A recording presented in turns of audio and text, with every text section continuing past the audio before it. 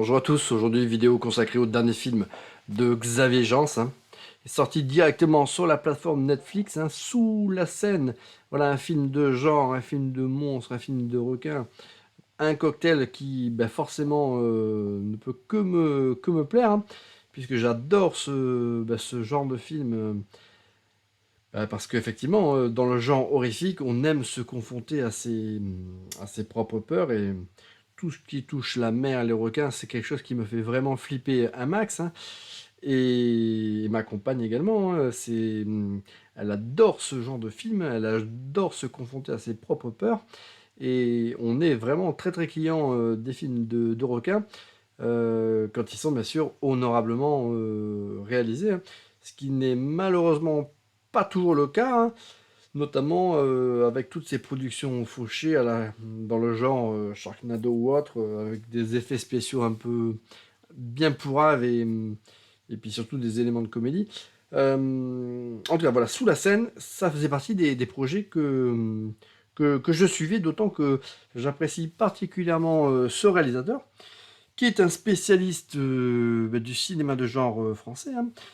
Il a réalisé Les Très Bons Frontières en 2007, qui racontait où on suivait comment dire, le calvaire d'un groupe de jeunes qui essayaient de fuir le territoire français suite au deuxième tour d'élection présidentielle où l'extrême droite, euh,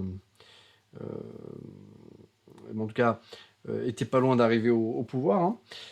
En 2011, il y avait The Divide, un film post-apo qui était vraiment excellent, une petite production, mais voilà, voilà, qui fonctionnait, mais du feu de Dieu.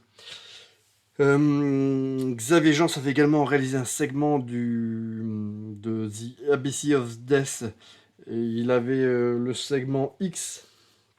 Il faut savoir que c'est ABC of Death, c'est euh, c'est une anthologie là, de courts-métrages où un certain nombre de réalisateurs se voient attribuer une lettre, donc bien sûr de A à Z, et ils doivent, ils sont tenus de faire un film, voilà, en tout cas, dont le titre du segment commence par la lettre qui leur a été attribuée. Donc son segment, lui, c'était le segment X, c'était un très très bon court-métrage. Il avait fait également un film Crucifixion que je n'ai pas vu. En revanche, j'ai vu Cold Skin en 2017, un film, j'ai adoré, j'ai surkiffé Cold Skin. C'est l'adaptation d'un roman espagnol, un peu d'épouvante, mais qui lorgne énormément dans l'atmosphère du côté de Lovecraft. C'est un film qui est vraiment dans l'atmosphère, est un film Lovecraftien. Donc moi j'avais adoré Cold Skin. Il y avait tout ce que j'aimais dans ce film, notamment l'époque. C'est un film qui se passait aux environs de la première guerre mondiale. Et je trouve que pour ce type de récit, puis ça correspond aussi à l'époque quelque part de Lovecraft. Il avait fait également en 2018 Budapest, une comédie, chose n'est pas coutume, avec Jonathan Cohen, que j'apprécie énormément. Le film était sympatoche, même si sans doute un peu trop long pour ce qu'il avait à raconter. Et on va dire que le début de Budapest était voilà, plus sympa on va dire que son final. Donc Budapest, un film qui commençait mieux qu'il ne se terminait, je trouve. Farang, je n'ai pas vu, ça c'est sorti en 2023. Les avis étaient, on va dire, partagés sur ce film. Et donc Sous la scène qui sort donc en 2024 directement sur la plateforme Netflix, en ne passant pas par la case cinéma. Donc de prime abord, c'est toujours une déception quand un film de genre français n'est pas diffusé. Voilà. Quand on évite l'expérience ciné. Bon, toujours est-il que ce fut un plaisir ce soir-là de se mettre sur son canapé devant sa télé, et de se dire voilà, qu'on allait pouvoir savourer le dernier film de Xavier Jeance, à la maison tranquille. Euh, alors, la bande-annonce que j'avais pu voir sur ce film-là m'avait pas forcément rassuré. Je trouvais dans la bande-annonce, ça me semblait pas spécialement bien interprété. Au niveau de la photographie, ça ressemblait plus à un film télé qu'à un film ciné. Et les effets spéciaux, le scénario, ça avait l'air quand même voilà, assez pété. Mais après, je me suis dit, voilà, Xavier Jean, c'est quand même un réalisateur qui commence à avoir une belle expérience. J'ai pas tout vu, mais de ce que j'ai vu, il m'a jamais déçu véritablement. Donc il n'y a aucune raison qu'il se trouve avec ce film. Allez, au pire, ce sera un film moyen, mais ce sera pas un nanar. J'ai lu quelques critiques sur internet. C'était relativement partagé, mais sur certains sites que je considère comme mes références par rapport à mes goûts, hein, voilà, j'avais lu des critiques qui m'avaient un petit peu rassuré. Et voilà, j'étais assez convaincu de passer un agréable moment voilà, devant ce film. Donc bah voilà, j'ai lancé ce film et assez rapidement,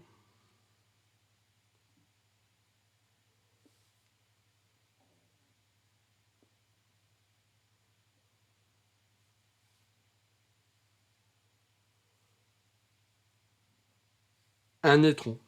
Voilà. Sous la scène, c'est un étron. C'est. Je peux pas voilà, faire une meilleure comparaison que ça. C'est. Rien ne va, rien ne va, rien ne va, rien ne va dans ce film et c'est incompréhensible. Je ne retrouve rien du cinéma de Xavier Jans dans Sous la scène. Je ne comprends pas. Je ne comprends pas. Et il m'aura pas fallu longtemps déjà pour craindre le pire. Hein. Il s'était même pas passé 5 minutes que déjà ça me plaisait pas. Là déjà je sentais déjà que ça allait être que ça allait pas être terrible. Et finalement, bon, nous avons regardé le film dans son intégralité, hein, mais on aurait pu y rester que 5 minutes. Notre expérience n'en aurait pas été diminuée, bien au contraire. C'est une catastrophe. Sous la scène, c'est une catastrophe. C'est encore une fois un film Netflix bien pourrave. Euh, c'est encore une fois un mystère. Comment un réalisateur comme Xavier Jans peut se trouer comme ça. C'est c'est insupportable. Je n'ai pas d'explication. D'autant que il est également au scénario, hein, Xavier Jans. Hein. Je vois qu'il y a Yannick Dahan qui est également co-scénarisé, mais il est co-scénariste, Xavier Jans. Donc on peut même considérer qu'on est quasiment devant un film d'auteur. Hein. Donc une production de genre, mais d'auteur. Donc on n'est pas sur un film de commande à proprement parler. Donc c'est c'est incompréhensible. Donc l'histoire du film, c'est que ça débute en plein océan Pacifique. On suit un équipage de type un petit peu Greenpeace là qui étudie les conséquences du réchauffement climatique, les conséquences de la pollution dans ce qu'on appelle aujourd'hui le sixième continent. Hein. Vous savez, c'est ce vortex là, situé en plein milieu du Pacifique là, où il y a une concentration de plastique qui représente une masse incroyable, notamment vue d'avion. On a presque l'impression que du coup c'est véritablement un sixième continent. Hein. Dans sa partie, on va dire, dans son cœur, on est quasiment sur une surface correspondant à celui de la France. Hein. Et si on prend en compte vraiment son envergure la plus large, hein, on a quelque chose qui est à peu près de l'ordre de 5 à 6 fois la taille de la France. Donc c'est ce qu'on appelle le sixième continent, c'est quelque chose de totalement gigantesque. Hein. Et forcément, ça a des conséquences dans cette zone, sur l'environnement, sur les espèces marines qui vivent. Et d'ailleurs, au début du film, donc, cet équipage effectue une plongée sous-marine et il tombe sur le cadavre d'une grosse baleine qui est prise dans des filets, qui a la gueule complètement remplie là, de plastique. Et il se rend compte qu'elle s'est également fait en partie dévorer par des attaques de requins, mais avec ce qui semble être une mâchoire quand même complètement démesurée. Bon, je vais pas spoiler, mais il se passe un événement qui fait que voilà, quasiment l'intégralité des plongeurs qui ont effectué cette sortie sous-marine sont massacrés par une attaque de requins. Et après, derrière, on a une ellipse de 3 ans et du coup, là, on se situe en plein Paris et on se rend compte que le requin qui était responsable de cette attaque 3 ans auparavant en plein Pacifique se retrouve aujourd'hui voilà, en milieu de Paris, dans la Seine, à évoluer dans la Seine. Bon, on est dans un contexte qui se situe un petit peu avant les Jeux Olympiques, hein. Il y a une grande compétition internationale qui est organisée, un triathlon, du coup, qui va se dérouler en partie donc, dans la Seine, hein. Donc c'est une répétition générale avant les Jeux Olympiques. Donc c'est un projet qui tient particulièrement à cœur au maire de Paris, hein, dans ce film. Et quand la menace du requin surgit, bien évidemment, on retourne dans tous les clichés du film de genre où forcément les élus minimisent cette menace-là parce que à côté de ça, il y a des enjeux financiers, économiques qui sont colossaux et du coup, on ne fait pas ce qu'on aurait dû faire pour éradiquer cette menace potentielle auquel personne ne croit d'ailleurs véritablement au début du film, hein. Euh, c'est c'est une catastrophe. C'est une catastrophe déjà. Voilà, il y avait déjà cet aspect téléfilm. Voilà, ça c'est rédhibitoire. Vous lancez le film, vous avez l'impression de regarder Commissaire Moulin. Enfin, là, on est vraiment sur l'imagerie d'un téléfilm, d'une série française. Et donc, du coup, il n'y a pas ce grain à l'américaine comme on peut l'aimer euh, et comme on le retrouve habituellement dans les productions de Xavier Jean. Hein. On a vraiment l'impression de voir voilà, un téléfilm français sans budget. Donc ça déjà, pour moi c'est rédhibitoire, hein. Ça m'a sorti dès le début du film, ça m'a sorti du truc. Alors après je me suis dit bon allez c'est peut-être volontaire, c'est fait pour donner un côté plus réaliste, plus crédible, plus immersif. Bon allez admettons pourquoi pas. Après le problème c'est qu'il y a également l'interprétation des personnages. Les personnages au niveau de l'acting c'est quasiment en dessous de tout, hein. Je veux dire, c'est c'est vraiment très très mauvais, mais la palme revient bien évidemment voilà, au personnage qui incarne la mère de Paris, qui est juste insupportable, mais après tous les personnages de ce film, on dirait pratiquement des comédiens amateurs, on ne croit à rien. Alors, ça vient aussi de la manière dont sont écrits aussi ces personnages. Mais après, on a un scénario qui est complètement what the fuck. Ça n'a aucun putain de sens.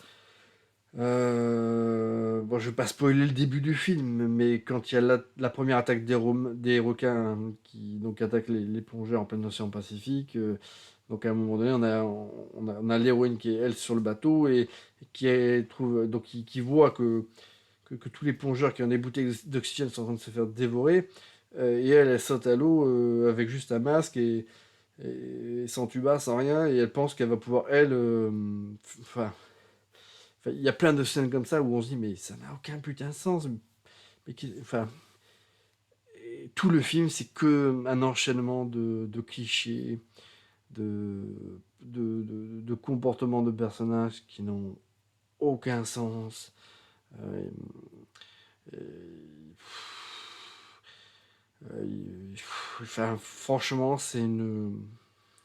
le scénario, c'est d'une débilité sans nom. Donc, alors après, c'est aussi un film qui cause toutes les cases, voilà, du wokisme. Voilà, c'est un produit de son temps, ce film. Donc voilà, un scénario débile, des comportements de personnages complètement pourris. euh, Dans le genre, alors il y a une grosse partie du film qui se passe dans le milieu sous-marin, hein, que ce soit sous la Seine ou dans des catacombes immergées de Paris. Mais dans le genre film qui se passe voilà, avec des plongeurs ou autre dans un milieu aquatique, j'avais adoré moi The Deep House, hein, qui lui par contre était un film concept que moi j'avais trouvé hyper rafraîchissant et j'avais adoré The Deep House, hein.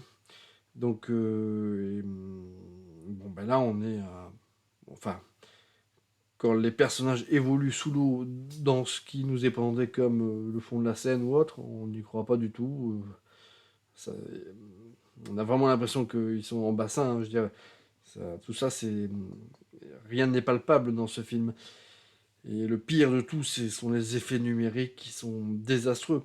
La seule scène qui est à peu près satisfaisante, c'est qu'à un moment donné, il y a un cadavre de requin qui se retrouve à la morgue. Et donc là, les personnages, on voit que bon, bah, ce cadavre de requin, il a été fait avec des effets pratiques. Mais après, tout le reste, dès que où les requins sont en mouvement dans leur milieu, ça pue le numérique. Franchement, on n'est pas loin des effets spéciaux d'un Sharknado, hein. C'est juste, c'est laid. Le film n'a aucun sens. Alors on apprend que effectivement, bah, les requins, bah, pour évoluer dans la Seine, ont muté, que on nous explique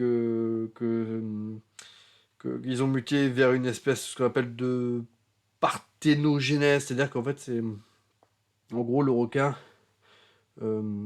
le requin femelle peut enfanter sans fécondation. Bah, en gros, il n'a pas besoin de mâle pour se reproduire. Et puis forcément, il se reproduit comme un lapin, quoi. Le requin est arrivé dans la Seine il y a quelques jours et assez rapidement, il a fait 300 rejetons que par un artifice narratif, on va liquider dans une scène complètement what the fuck. Donc voilà, sous la Seine, c'est une. Enfin, j'avais envie de chialer, hein. C'est vraiment pourri. Et encore une fois, comment Xavier Jean a pu se rendre coupable d'un tel nanar, c'est juste incompréhensible, hein. Un réalisateur comme lui, accoucher d'un tel produit, je, là c'est un mystère, je ne me l'explique pas. Mais franchement, dans ce film, il n'y a rien. Il y a rien à conserver, hein. Allez, si, à la limite, ce qui était relativement intéressant dans ce film, c'est qu'on a l'occasion finalement de pouvoir voir les quais de Seine, de voir une autre manière de filmer Paris, en fait, voilà. Et ça, c'est vrai qu'on n'a pas forcément l'habitude.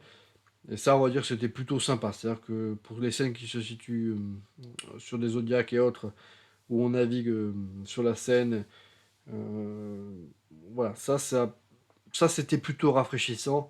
Mais après, pour tout le reste, c'est du grand n'importe quoi. Les requins numériques, on n'y croit pas une seconde. Les comportements des personnages sont, sont, sont complètement. Enfin, je dirais, ça n'a aucun sens. C'est pareil dans le film. Il y a une troupe là, de militants pro préservation des espèces marines, et donc qui, eux, bah, veulent sauver le requin quoi qu'il leur en coûte. Et du coup, enfin, ça amène pareil à des situations qui n'ont pareil aucun putain de sens. Et, et en fait, on sent dès le départ, on sait ce qui va se passer en fait, hein.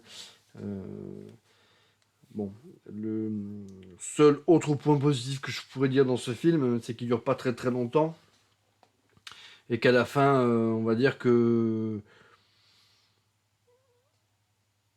on va dire que le réalisateur se lâche et on va dire qu'il y a une fin qui est, on va dire, entre guillemets, d'envergure, mais c'est tellement mal fait, mais au moins voilà. Ils sont allés au bout du truc et ils ont lâché les chevaux à la fin. Et même si c'est mal fait, même si c'est complètement débile, bon, au moins on se dit que ce que l'on attendait de voir pendant tout le film, au moins on l'aura vu. Ça n'aura pas été ouf, mais au moins on n'a pas la frustration qu'on nous coupe l'herbe sous le pied et qu'on se soit tapé 100 minutes là, de film pour une résolution toute pourrave à la fin. Ce que j'ai cru d'ailleurs à un moment donné arriver. Donc voilà, si vous aimez les films de requins, ben celui-ci, ben, il va pas vous, il va pas vous contenter, ça c'est clair, hein. Si vous aimez les films comme ça là, de claustrophobie, euh, voilà, de peur sous-marine et autres, ben, je trouve que The Deep House, cette histoire là de maison hantée, voilà, qui se situe en plein milieu d'un lac, ben ça c'était plutôt cool. Moi j'avais trouvé ça en film, enfin, en expérience cinématographique, j'avais trouvé ça vraiment excellent, hein. Et en plus, il y avait très très peu d'effets numériques, puisque ça avait été tourné dans un bassin gigantesque. Donc, franchement, il y avait une performance au niveau de la réalisation qui était quand même, qui était complètement ouf, hein. Tout n'était pas parfait, hein. Mais voilà, si vous aimez la peur sous-marine, ben, The Deep House, ça c'était quand même donc ça c'était de Boustillot et Amaury, hein, de mémoire. Euh, mais voilà, sous la scène, encore une fois, c'est Netflix.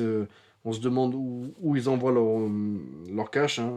À chaque fois, c'est enfin 3 fois sur 4, les films sont bien pourraves et même quand c'est des grands noms qui les réalisent, hein, parce que Xavier Jean, c'est quand même pas le premier venu des réalisateurs français, hein.